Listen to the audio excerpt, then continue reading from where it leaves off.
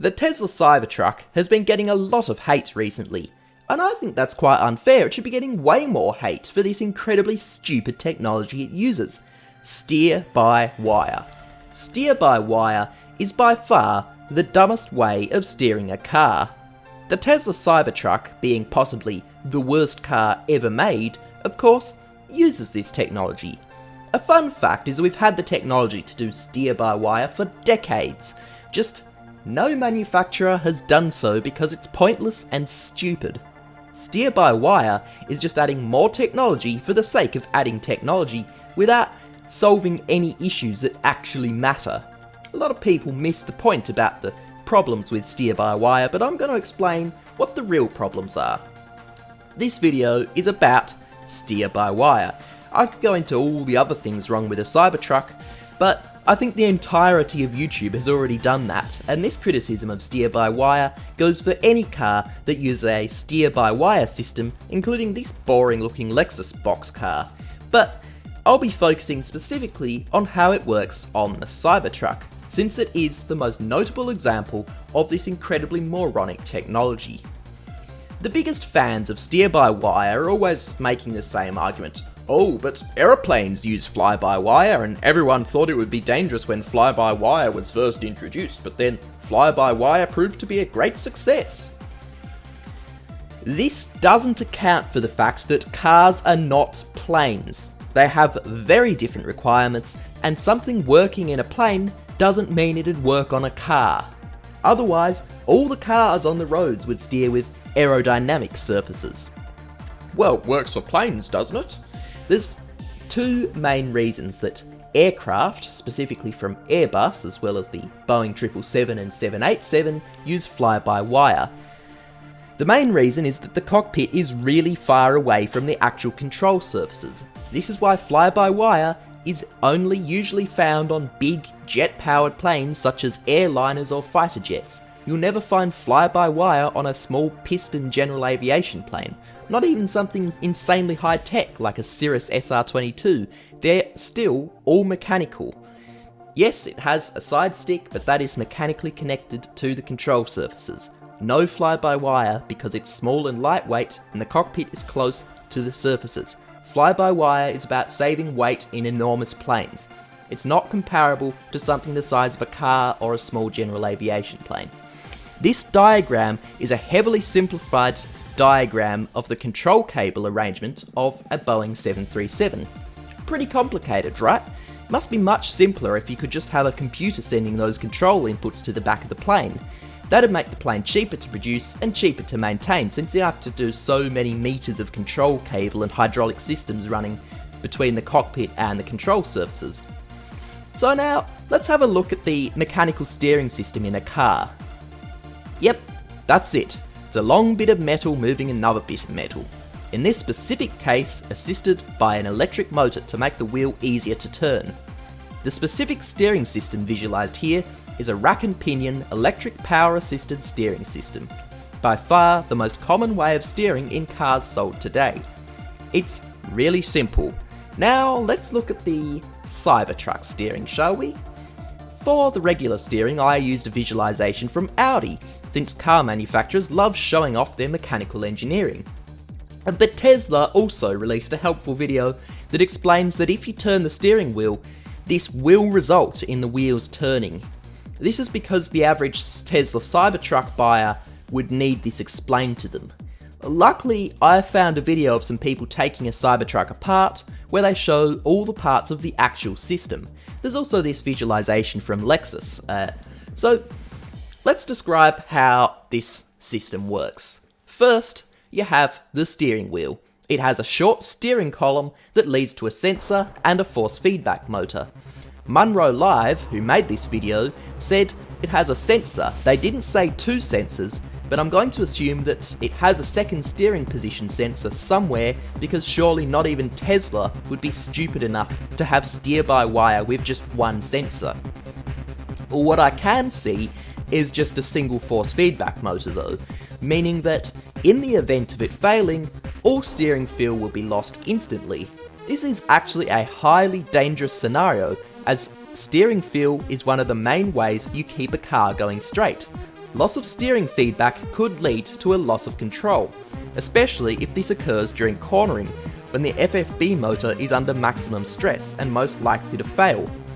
Let's have a quick look at why a force feedback failure would cause a crash. I'll use BeamNG since I don't have the budget to crash an actual car. So, going through this rather gentle corner, and the way you steer a car, you put pressure on one side of the steering wheel, downward pressure or upward pressure on the other side.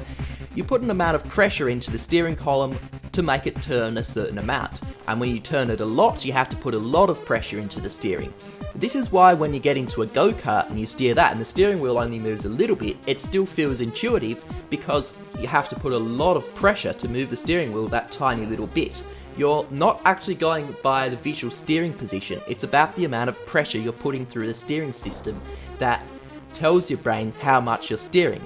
So, if that suddenly changes, if you lose all your steering feedback, what will happen is you'll actually increase your steering angle massively. And then of course you'll try to counter that by steering the other way, but of course you've got no feeling, so you'll overcorrect the other way and straight into a car on the other side of the road, and you've killed the other driver. Great job. So, but that's just one way that it can fail. There's other ways it can go wrong as well. So let's keep going down this system. So after the force feedback motor, the signal is then sent through 2 redundant cables to 2 redundant steering actuators. Okay, redundant cables, that's a good idea. But one notable thing about these double redundant cables is that they're connected to each other and run through the same part of the car. So if something damages one cable, it's likely to then damage the other. But it's not like steer-by-wire systems would fail on a brand new car, right? Well, apart from this one, and also this one, and that one too.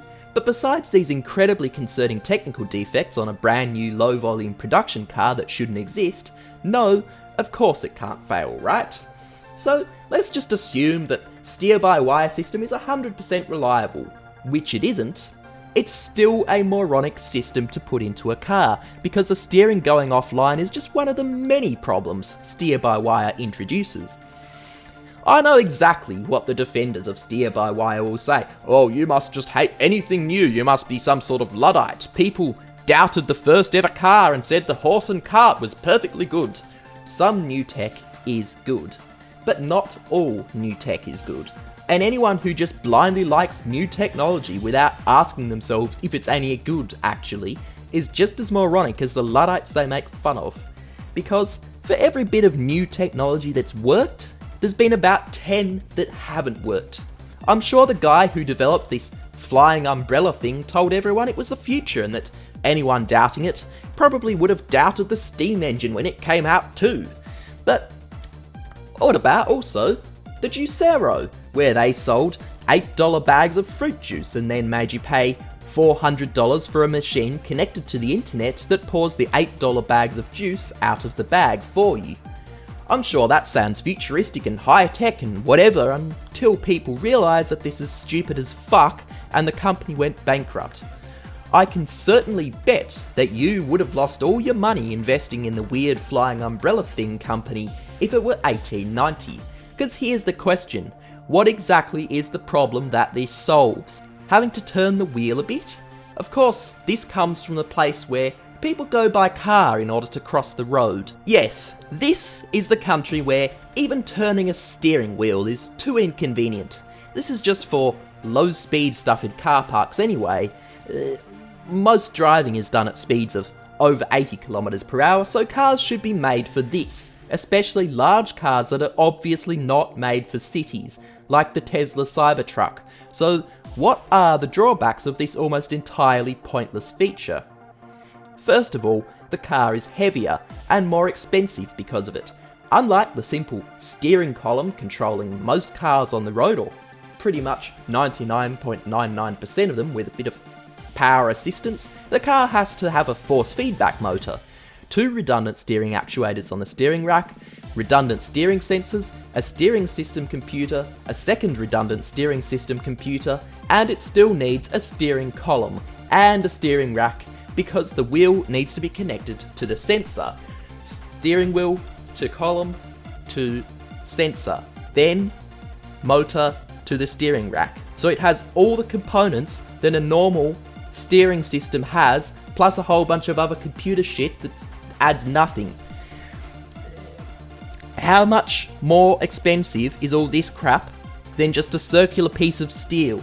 For what? So some hamburger addict who can't point out his own country on a map doesn't work up a sweat from parking his car.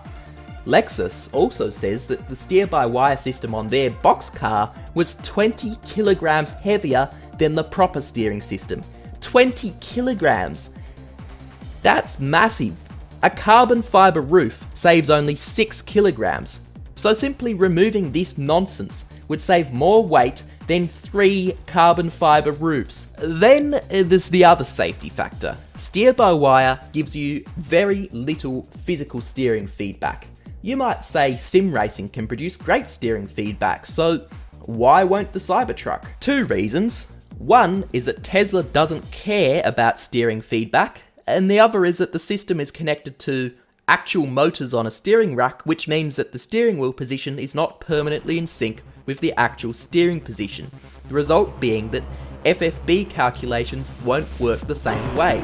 In a simulator, if you pause it, turn the steering wheel all the way one way, and then unpause it, the steering will immediately jump to this position, since simulator steering is a direct representation of your steering input.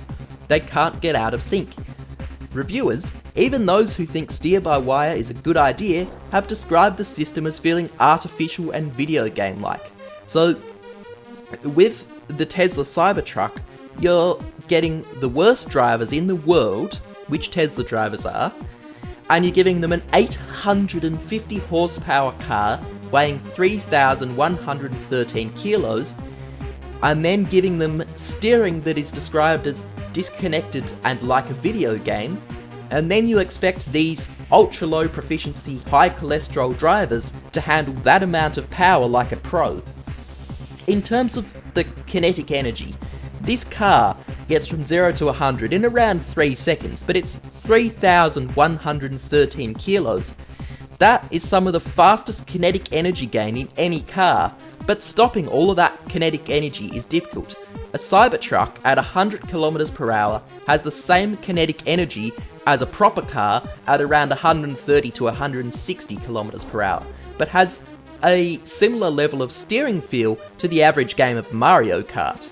Perhaps this is why, by November 2024, with the Cybertruck having recorded just 28,000 sales, it was involved in a total of 4 occupant fatalities, giving it a fatal crash rate of 1 in 7,000 in its first year alone.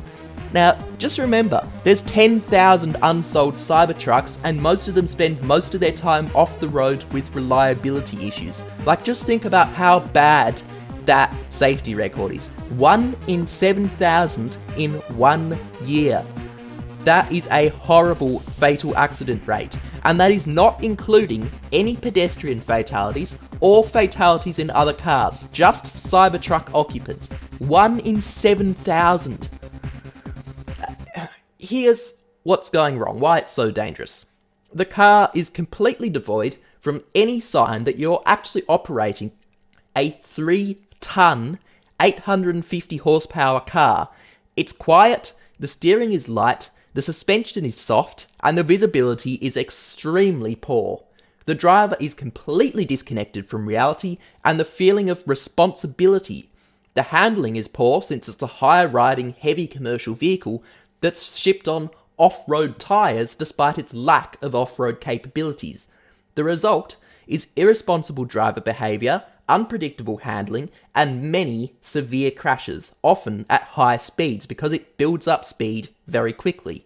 But it's the worst kind of dangerous car, because you won't even look cool driving it.